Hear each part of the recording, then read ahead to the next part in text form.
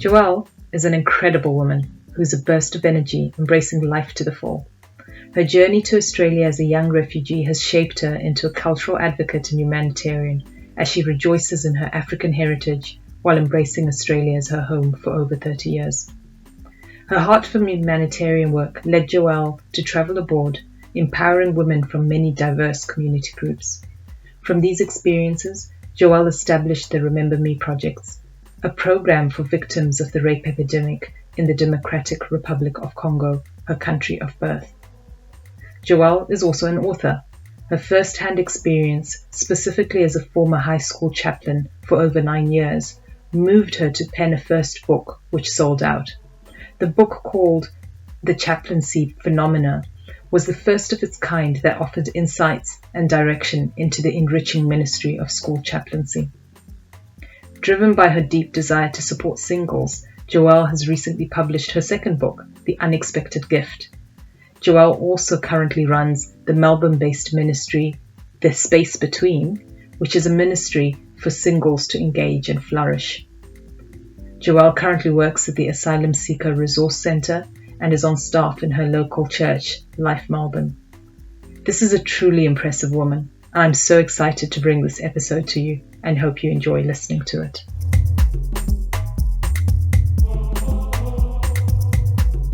Okay, welcome back everyone. It's been a while, but COVID lockdowns got us back in the house, and I'm really excited to talk to our next guest today. So with me is Joelle, and Joelle and I have known each other now for probably over a year and a half, and she has a really exciting story to tell. So I thought this would be a really good session for us to unpack. Welcome, Joelle. Welcome, Florence. So excited to have this conversation with you. Okay, so for those who might not know you, tell us a little bit about yourself. Who is Joelle? Yeah, well, Joëlle is originally from the Congo, DRC, has lived pretty much in African Australian for over 30 plus years. Love colors, love people, love just culture.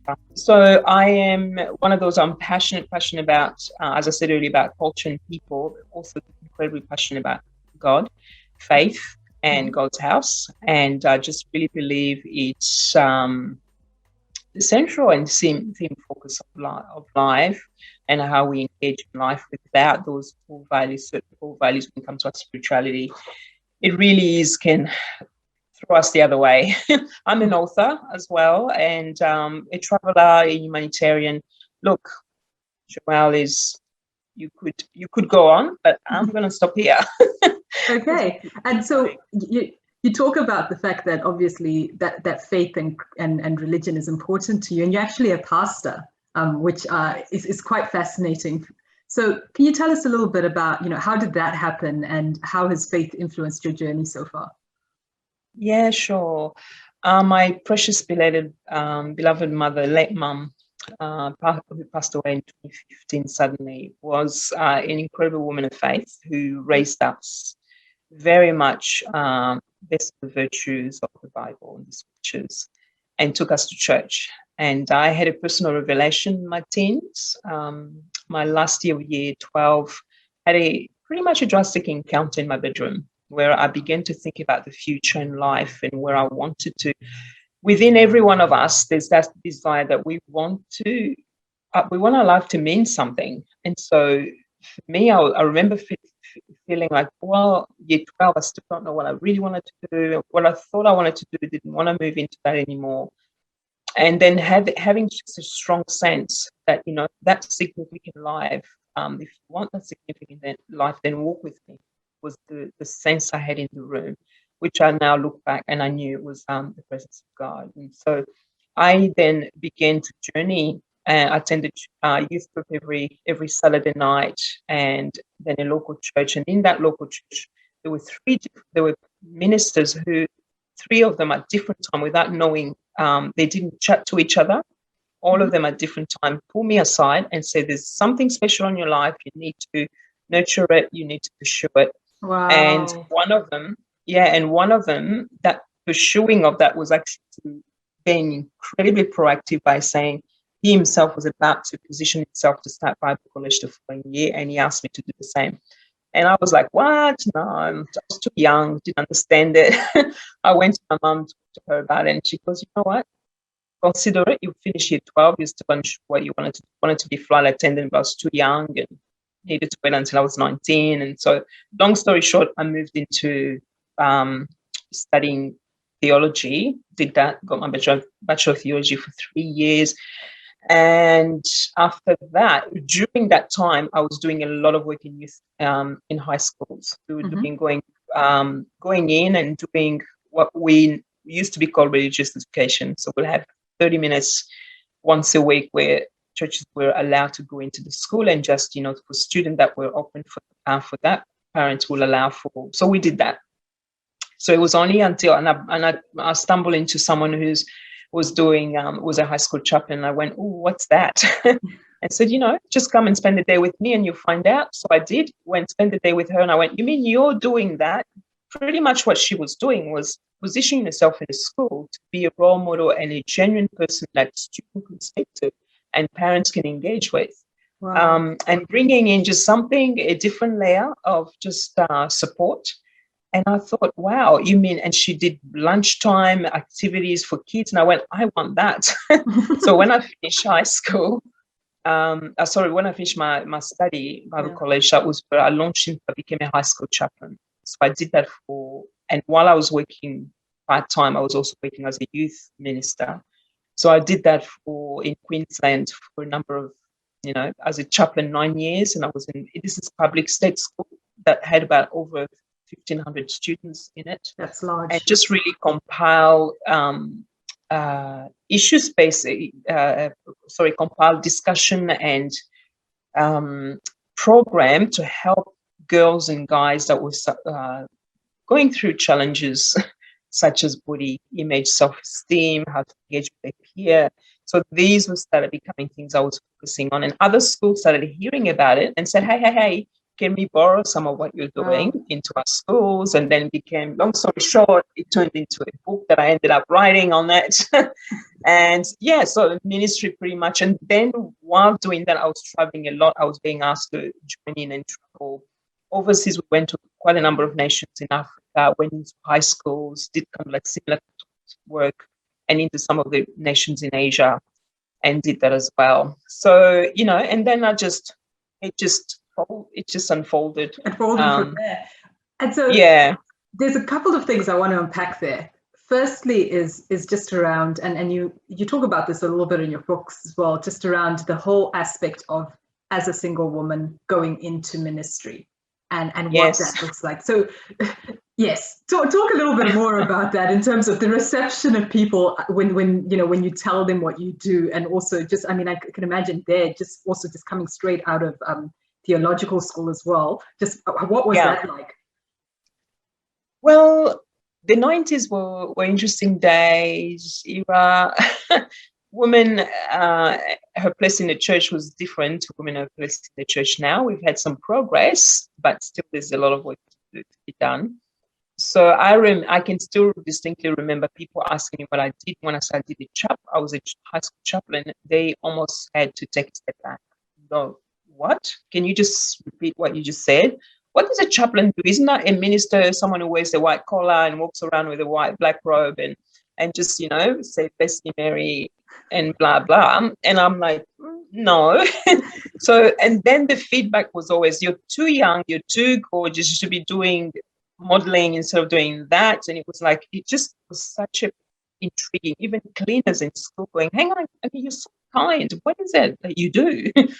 And then when I tell them on high school, did you doubt yourself when those sorts of comments were being made? No, I didn't doubt myself. I was surprised. I think I just assumed it would be fine. It would be, but then I had to take a step back also and realize that my family were among some of the very earlier family from Africa that landed in this nation. So to see an African was actually a huge thing. I used to remember my older sibling crossing the road when he saw another African person just to say hello, because it was like, oh, look, someone like us. It was very, very rare. But yet you have, number one, a young woman then falls passionate about the things of God and decides to start working in a school setting where even the kids themselves just was like, what? what do you do again? Oh man, she's cool. She's different. She's, because of the fact that I look different, sounded different, having English as your second language as well. So I sounded different. I looked different. It wasn't every day you would find an African who was a chaplain who was working with completely white Caucasian community. And it was just, there was just a lot of, and then on top of that, who was actually a minister. So as a youth pastor, so it was like, what? So I encountered a lot of challenges. It was different. People didn't always welcome that easily. But I pushed through. You just push through. And I think I was very naive. I was just full of life, and all I wanted to do was just, hey, let's get in there. Let's make it happen. So that almost helped you. Yeah. I didn't have any baggages in terms of, oh, look, the racism, oh, look at it. Yeah, it was there. I got bullied when I was a young student myself. But I think that level to where we are today is so different. I think I wore it very lightly. It was like, yeah, well, you know what? It's your issue, not my issue. I got to a place where I started to understand that, and even today people ask me, so how do you handle that? I still see people within our African community getting so fixated on the color and all of this, and, let's decolonize and everything else, which there are a lot that needs to be done. But at the same time, when you've already, who you are and whose you are, there's nothing that's going to deter. Because it just comes over and you hear it and you're like, it's their issue. But it doesn't also mean that I'm ignorant to it. When needed, you can address that. So it was really interesting entering into ministry. I think in those days I didn't have too many mentors that I looked up to. If they were distant to one people that would sit and go, okay, let's walk the journey with you. There's one woman that I will always be grateful for. Her name is Joy Great, and she would take the likes of myself, those young upcoming female leaders that were positioned in youth ministry across the city, get us together, take us away, and get a minister from the state. I remember her name being Louis Bucket, and then just speaking life over us and helping us how to engage into that particular world. Yeah. And the second thing that you mentioned, and a good segue into the fact that you've just released your second book, so congratulations. But obviously there's a stream here, and you talked about it as well in terms of you wrote a first book around your experiences and now your second one, of you becoming an author. So can you just talk to us about your recent second book, The Unexpected Gift, and what drove you to write that book in the first place? Oh, thanks, Florence. The book is really, firstly, it took, there were a number of, at the time when I was working a lot with young people and traveling, people around my age group in their 20s were very fixated on relationship. And I wasn't. I was more just wanted to do the thing, do the deal, just get involved in making a difference in my generation. I was not really focused on dating. Even though it came my way, there was people, guys that will ask me, I kept turning them out. I just wasn't there. I just wasn't interested at all. And it was because through that, the friends around my age group, and even as I moved on in my 30s, it was interesting to notice that many of them would talk to me about story of how they felt out of place because they couldn't find a guy, they couldn't connect, and consistently the conversation was always around relationship, and I was kind of like trying to get away from it because I was like, I'm not really there, so I don't really want to stay fixated there. But as time went on, I started hearing just some of the catchphrase, oh, hang on, there's not good men, you're not getting any younger with some of the words you would hear, or you've been left on the shelf, or there's not good men left in church, hurry up and get along with. There was all these things I started hearing other girls and girlfriends would tell me, they would hear, even people within their family that would say stuff about them. Until it started affecting me as well. And then I started hearing people starting to say that about me as well. And I think I remember a conversation with a girlfriend on the phone just going, one of the things why that really stirred me, and number one, it was a revelation from God that said, you will write a book on relationship, which I at that time I went, there's too many on that. Why would I be another person that just ate another piece of the same topic? And obviously I was naive until such time when it eventually just hit me really hard. And I went, you know what, I'm so tired of hearing the stigma surrounding singleness. There's got to be a fresh narrative towards it. Singleness is not a curse. Singleness is not enough. Singleness is not just a by the way. It's not all of the other things that society and many other out there. It's almost like you have reached the holy grail when you get married. It's almost like your life is on pause when you're single. You know, there was all of that. So I started collecting, doing survey around singles to just find out a bit more, because and the more I dug deeper, the more I found how the narrative was just not right. And then it wasn't fitting, or it wasn't aligning to the scripture. When I read the scripture, saying, hang on, yes, the Old Testament may state it's this way, and it is the uttermost place for women's space is to be a woman who is child rearing and all of that. But the New Testament speaks a very different language, has a different narrative. And I wanted to introduce that, not to validate singleness again, and not just again, but bringing it, you can say again, bringing it back to what the scripture was saying. And other than the view or the interpretation that people were having about the value of what singleness is about, I wanted to write a book that was validating singleness and let them know that your life hasn't started when you, and I'm not in no way at all I'm trying to say singleness is better than marriage. What I'm trying to say is that I believe in marriage. I just don't believe it's the full story. We need singleness. The two needs to connect to present a holistic message. So my question is, in our post-war, and that's across not just in church life, but we're looking across in our whole society, how are we presenting single? What kind of message how are we validating our singles? Are we always just saying, when are you going to? Because we've got others that are perfectly okay to say, I'm going to remain single for the rest of our life. We need to value that. We need to celebrate that and not look down on them.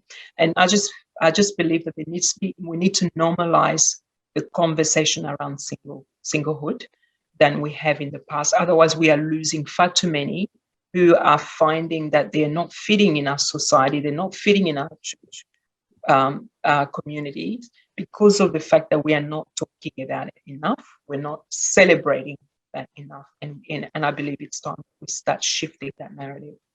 Yeah, and that's the thing, because you did talk in the book as well, just about that, to your point around the fact that even from a church perspective, there are all these sessions on, building marriages and family time, etc. When in actual fact, when you look at the demographics, it's not like married couples are the largest demographic within. No, they're not either. So it's in a certain sense, it's almost calling out the obvious. But when you look at how we're playing out in society, it's almost a forgotten demographic that people are just not catering for some reason. Yeah, 100%. And so as part of the research that you were doing for the book, because you sort of also talk about the fact that the book took quite a while to sort of come to fruition, what are some of the things that stood out to you or surprised you about just that singleness and how it's perceived? Whether, as you were sort of pulling that together, was there anything that sort of struck you and you thought, oh wow, I just didn't realize that's what people were thinking? Yeah, I was very, very surprised very, very surprised for all the singles whose biological clock is nearing midnight. The sense of their worth and the sense of acceptance in a community is huge. Some detrimental to their mental health. Some detrimental to their faith, even to go, I pray long enough, it hasn't happened. And then also some of them, the way in which, and some of these I've had even conversation this year prior to even the book coming out. It was interesting. A scenario conversation I had with a girl recently who said, oh, you know what, I've been praying and asking for a long time to find a partner, and he hasn't given me a partner. And I turn around and hang on, what have you done intentionally to position yourself somewhere where you can find that person as well? It's okay we can pray, but we also have to do something. Some people are going online, some people are going doing more outing than they used to do before. Some people, there's other things as well. There are things that we do. I said, fair enough, he's hearing you, but what are we also doing, positioning yourself? She looked at me, she goes, oh, well, nothing. I went, well, it's just that person just not going to dump themselves there. And so I think at the same time, there is so many people, so many women that have been deceived by even understanding their journey or walk with God in terms of how does God bless me too. That's why I said I call it unexpected gift. There is so much there in just that title itself, because there are others that said, no, how can you call it that it's a gift? It's not a gift. So some of the things that I did come across was that just that message, that sense that many felt left out. Many felt that the churches was not catering for them. When I interviewed the guys, and the book is focused on, it's a women's book of all single type, but the men that I also did go on a journey with many other men group and conversations that I had with them, and where I'm asking the question, where are you? You're not in our sphere yes. of interest. Where are you? And they're like, oh, we're here. We're just not at church. And I said, and why is that? And so the conversation, that in itself was also surprising to me, that many were saying, no, we love God's house, but we also do feel like God's house, and the way, the methods and how it's set up leans towards female more than it does towards us men. We're not just the type that just want to always sit there and listen. We like being action oriented. We like being, and the more I did this research, the more I began to appreciate that how we learn so differently, male and female, and that male gives them something to do, then they can start opening up, talking. Whereas for us, you and I can sit here and, till the cows come home, and we'll be perfectly okay. We'll grab our one, glass of wine and go from there. But men is a little bit different, and we kind of, and even our worship and all of how it's done. So these have been some of the conversation having with the men, going, okay, I can see how we do need to shift the number of areas to try and have both gender there as well. Yeah. And just more broadly, what are some of the surprises from a pleasant perspective and some of the highlights of, as you were sort of pulling it all together? I think, when I spoke to you, you were just about to launch it. Well, you actually started just about to launch on the first book the first time we met. But this one, I was sitting there, I was like, oh, you're becoming quite prolific. But what are some of the highlights that now that you've actually got it launched, you're out there, you're talking about it? What are some of the highlights you've experienced from? Yeah, sure. The highlight have been amazing, because so far, what I've heard has been people going, wow, you have read my mail. It's been incredible where people have just gone, oh my gosh, every line I'm reading, I'm like, yes, someone finally tell us like it is, So it's been really encouraging to see married women and men reading it as well. So the married women, a few of them have said to me, thank you, because it has really, I am actually learning not just about my single friends, but the fact that I can take on board what you're saying. It relates to all of us in our journey to grow as people. It's really important for us. And then the men going, thank you, because now I know how my sister feels, or I know how so-and-so feels, or I also know how who's looking for a partner, some of the challenges that person is going through. So that woman may be going through. So it's been pleasant to supply, particularly when it has been the singles themselves saying something, but it's been other group, particularly those that have gone, yeah, no, I totally hear you. That my favorite line in the book is that, singleness is something that all of us will experience. And so that I love, because people then have been picking up on that and going, I love, especially the indivisible word that I unpack there, people going, yeah, that so makes sense. It's changing and shifting the way I see my singleness. So thank you. So that's been really great to hear. Yeah, and I must admit, I mean, after reading it, I was sort of touting it around to all sorts of people, left, right, and center, because not only did I find it so authentic in terms of you talking about your own journey, but really, I think the other aspect as well was just around to your point, there are so many books on singlehood, etc., but they usually come from a slant of how to get the Yes. man, or those sorts of what do you need to be doing. And this had such a beautiful narrative around just it is a state, and it is like any other state, and embrace what that means for you as an individual, which I thought was so beautiful. So then my question to you is, now that it's out there, what next? What would you like to see coming out of and the work that's happened? Well, maybe that I get married, I find some good looking boy. Are you on the market? No, I think at the moment I've pulled in about 10 girls, and who are reading the book, who have read the book, who are about to read the book. And next month, what we need to do is actually create a study to accompany the book. Oh, nice. Yeah, so create that study, biblical, strong narrative of what the scripture is really saying, and take girls and whoever on a journey where they come together as a small group, whether it's 5 girls or 10, however many, so long as we can create that community and begin to unpack some of the challenges that they're going through and how they can support each other through it. And so that, once they've done it, they can look back and go, I know I always have a friend in Florence, because Florence understands my journey and I understand her journey. And so just creating that community would be the next thing. And so currently slowly starting that up next month by creating about those 10 girls, starting that with them and just unpacking some of the areas that they may feel also that, that resonated with me. I think that would make a great study.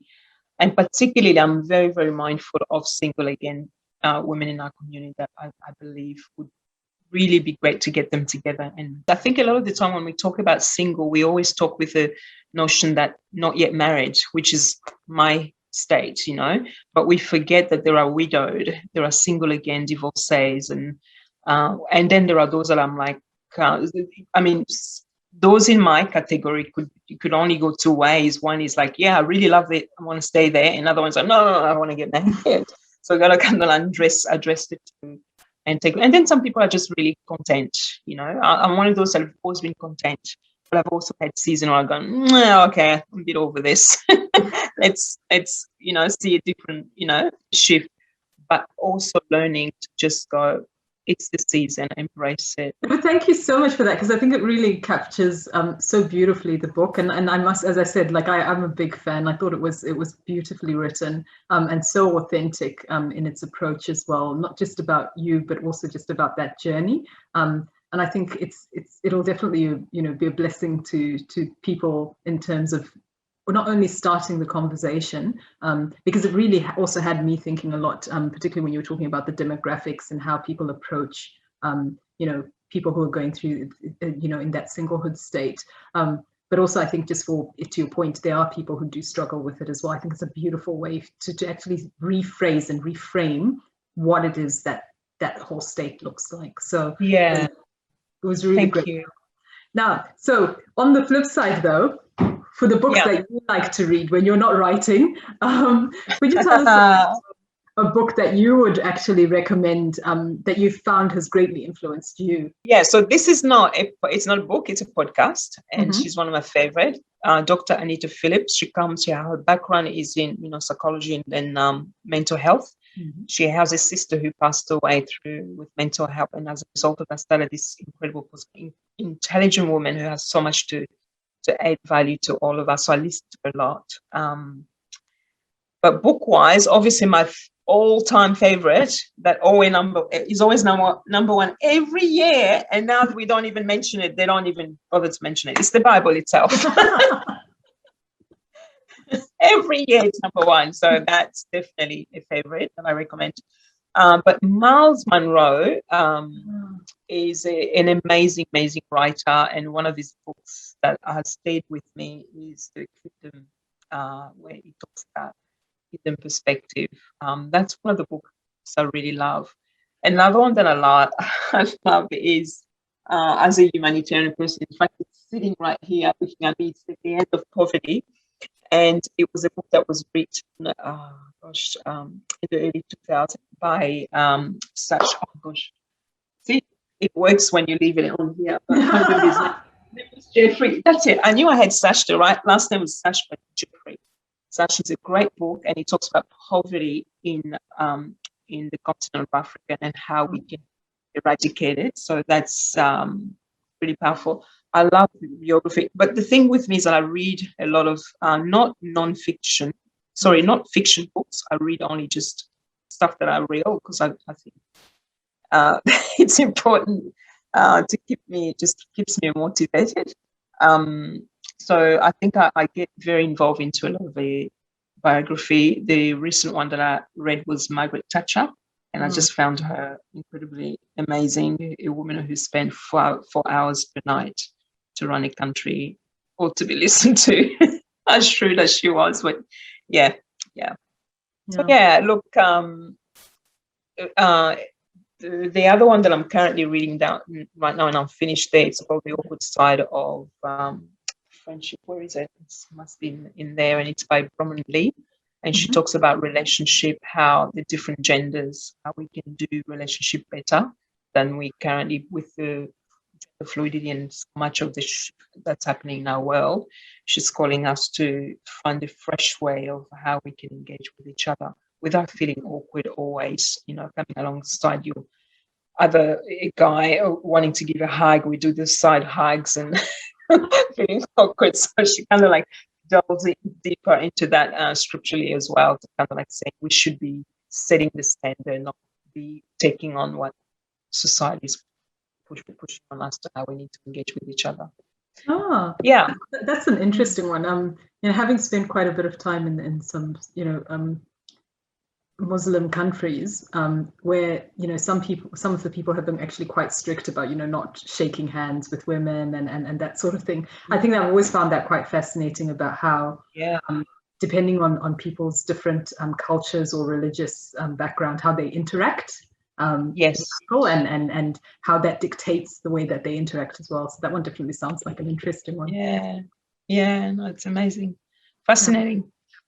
No, thank you so much for that, Joelle. Really, really appreciate it. And the time has just flown by. Wow, it has too. Yeah, it's really been great to just get all those insights out of you. So my very last question for you, and this is one that I ask everyone who comes on. If you had one piece of advice or one saying or one philosophy that you would share with the next generation, what would that be?